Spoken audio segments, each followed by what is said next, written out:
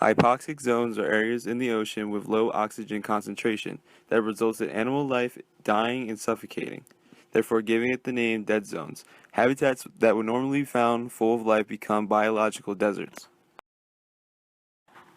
Before hypoxia, there is eutrophication. The process starts with nutrients entering the waterway.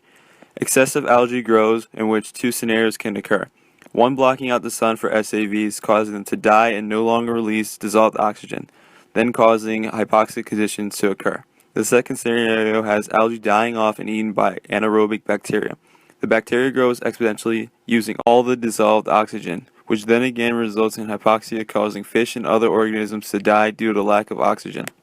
Although dead zones can occur naturally, the main problem is caused by agriculture and some practices in urban areas.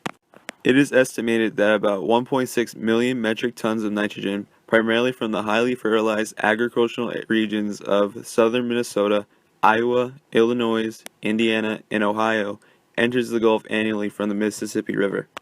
Agriculture accounts for about 65% of the nitrogen influx, whereas soil erosion and groundwater discharge are estimated at 24%, while wastewater treatment systems and industrial point sources contribute around 11%. A rapid loss in wetlands and natural sinks, including forests, have helped the nitrogen pollution to occur as well. The Gulf of Mexico is a major source area for seafood industry. The Gulf supplies 72% of U.S. shrimp, 66% of oysters, and 16% of commercial fish.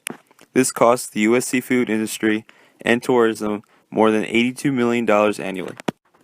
Fewer fish are available in an area, however, fishermen may still show normal harvests because they spend more time and effort in fishing areas farther away to keep up yields. To do this, however, they spend more money for additional fuel, machinery, and labor costs. CPUE, or catch per unit effort, is used to measure this as seen in the graph. This graph shows that it has become hard to catch fish.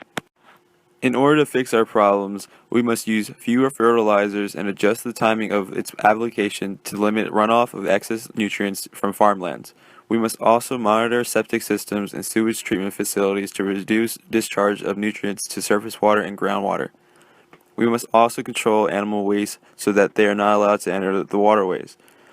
We must repair our wetlands as well. The wetlands act as a natural filter to filter the water before it enters the Gulf.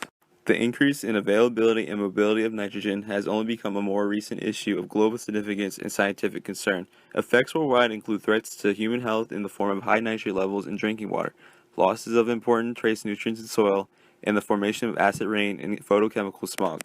Overall, dead zones in Mexico are a perfect example of our poor agricultural practices and its consequences.